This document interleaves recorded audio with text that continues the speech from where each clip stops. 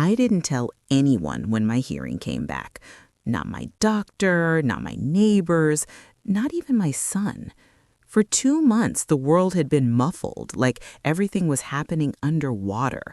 Voices blurred together, sounds arrived late or not at all, and eventually people stopped repeating themselves. They'd talk around me instead of to me. Decisions were made in front of me, not with me. I became furniture in my own house. The doctor said the damage might be permanent. Age-related, they said gently, like they were apologizing on behalf of time itself. My son nodded gravely during appointments, squeezed my hand a little too hard, told everyone he'd take care of things. I believed him. Why wouldn't I? He was my only child, the boy I stayed up nights with when he had fevers, the one I worked overtime for, the one whose college tuition emptied my savings but filled my heart with pride. So when the new treatment worked, unexpectedly, quietly, I kept it to myself. The first sound I truly heard again wasn't music or birds or the television. It was my son's voice. I was in my bedroom, sitting on the edge of the bed, pretending to nap like I often did. The door was cracked open. Footsteps moved down the hall, confident, careless. My son didn't know I could hear him anymore. That was the gift no one knew I had. He was on the phone. At first, I wasn't really listening. I was just marveling at how clear his voice sounded, how sharp every syllable was after months of fog. Then he laughed. It wasn't his usual laugh. It was cold. "She doesn't suspect anything," he said casually, like he was talking about the weather. "The hearing's gone. Doctor confirmed it. She barely reacts anymore." My stomach tightened. She still signs everything I put in front of her. Power of attorney, account changes. She trusts me. There was a pause. I could hear another voice faintly through the phone, someone asking something. He sighed, irritated. "No, I'm not waiting years. Do you know how long people live now? She could hang on forever." My hands began to shake. "I'm just saying accidents happen, falls happen, and with her condition, who's going to question it?" The room felt suddenly too small, too quiet, like the walls themselves were listening with me. I mean, I'm already managing her meds. If something goes wrong, it's not like she can explain anything. He chuckled again. "She's got that house, the savings, the insurance. It's just sitting there, and I'm drowning." I pressed my mouth over me so he wouldn't hear my breathing. This was my son, the same child who used to crawl into my bed after nightmares, the same one who cried when our old dog died, the same boy who once told me when he was 8 years old that he'd take care of me when I'm old. I felt something crack inside my chest, slow and deep. He kept talking. "I just need things to speed up, that's all. I've done enough waiting." Then his footsteps moved away. The call ended. The house fell silent again. I sat there for a long time, staring at the floor, hearing my own heartbeat pound in my ears like a drum. That night, I didn't sleep. I replayed every conversation from the past 2 months, every time he'd spoken around me, every whisper he thought I couldn't hear, every decision he made without asking. I realized something terrifying. This wasn't a sudden thought for him. This was a plan. The next morning, I did exactly what I'd been doing since my hearing failed. Nothing. I smiled when you brought breakfast. I nodded when he spoke loudly and slowly like I was a child. I signed papers without hesitation, or at least pretended to. I let him think I was still lost in silence. But now I was listening. I listened when he spoke to lawyers in the living room, not bothering to close the door. I listened when he complained to friends about how expensive it was to keep me alive. I listened when he joked about how inheritance laws were a game if you knew how to play. And I remembered everything. I also started keeping records. My old phone still worked fine. I learned how to leave it recording, screen dark, sound on. I left it on cables, in drawers, near the couch. I kept smiling after that. Not a big smile, just the small, tired one he expected from me now. The kind that told him I was fading, slipping further away each day. He mistook my silence for weakness. He mistook my stillness for surrender. He didn't know it was strategy. Every morning after that, I woke up before him. I sat at the kitchen table while the house was quiet, listening to the hum of the refrigerator, the distant sound of traffic, the birds I had missed for months. Each sound felt like proof that I was still here, still alive, still aware. When he came downstairs, he'd greet me loudly, over-enunciating every word. "Good morning. Did you sleep okay?" I'd nod. Sometimes I'd pretend not to understand, just to keep him comfortable, just to keep him careless. He liked careless. He talked more when he thought I couldn't hear. He talked about money like it was already his, about how stupid people were to wait for inheritances, about how life rewarded those who took initiative, about how I'd had my time.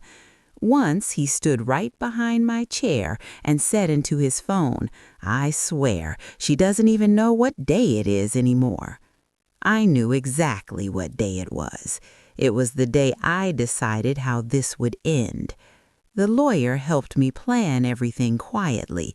He said we could go to the police immediately, but I shook my head. Not yet. I needed more than suspicion. I needed undeniable truth, something my son couldn't twist or explain away. So I kept recording. The night it finally crossed from greed into something darker, I was sitting in the living room pretending to watch television. The volume was low. My son was pacing, phone pressed to his ear, frustration sharp in his voice. "No, that's too obvious," he said. "If she falls down the stairs now, it'll look suspicious." I felt my chest tighten, but I didn't move. "We need something slower, natural, something doctors won't question." He stopped pacing. "She already forgets things. If meds get mixed up, who's gonna know?" There was a pause. Then he said quietly, almost thoughtfully, "Yeah, I can handle that." That was the moment something inside me went cold. Not angry, clear. I stopped seeing him as my child in that moment. I saw him as someone capable of erasing me for convenience, someone who saw my life as an obstacle instead of a gift. That night, I locked my bedroom door for the first time since he moved back in. He noticed the next morning. He knocked hard. "Why's the door locked?" he asked, irritation creeping into his voice. I shrugged and pretended confusion. I mumbled something about feeling unsafe. He laughed it off, but I heard the edge beneath it. From that day on, I stopped taking anything he handed me unless it came sealed, labeled, and verified. I pretended I swallowed pills and spit them out later. I hid them in tissues, flushed them, documented everything. He didn't notice. People who think they're in control rarely look closely. The social worker visited one afternoon while my son was out. She spoke to me slowly, kindly, but her eyes were sharp. She listened to the recordings, all of them. When she finished, she didn't say anything for a long time. Then she said, "You did the right thing by staying quiet." That sentence nearly broke me, because for the first time in months, someone saw me, not as a burden, not as a fading echo, but as a person worth protecting. We planned the reveal carefully.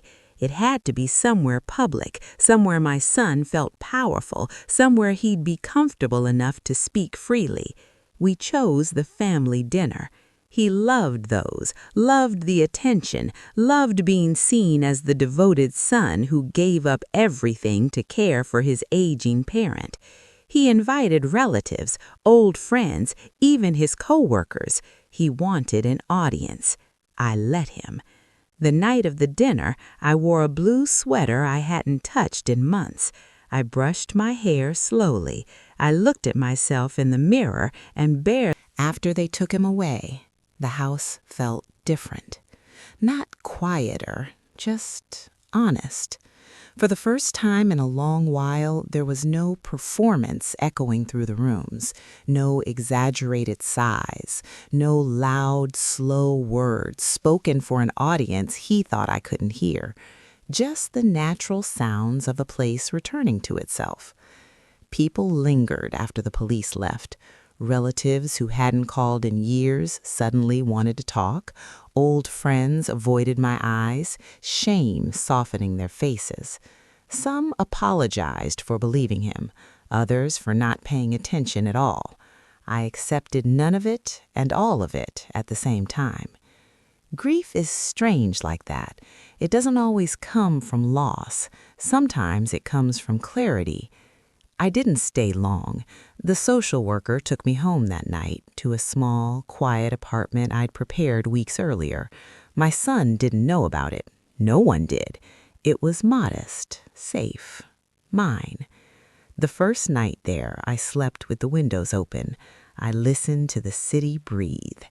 In the days that followed, the story spread, not in newspapers, not on television, just the way truth does when it has nothing left to hide.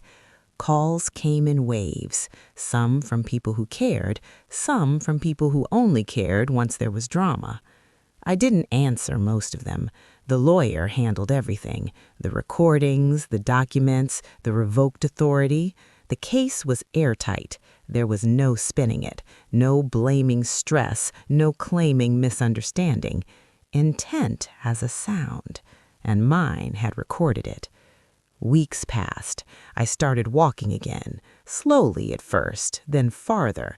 Each step felt like a quiet rebellion against the ending my son had planned for me. One afternoon, the nurse he had hired showed up at my old house and found it empty. She called me, confused. I listened carefully to her voice. There was no malice there, just fear. She hadn't known. That mattered. I told her the truth, kindly. I could hear the relief in her breathing when she realized she wasn't complicit in something unforgivable. We said goodbye. I wished her well. Forgiveness, I learned, isn't for everyone, but clarity is.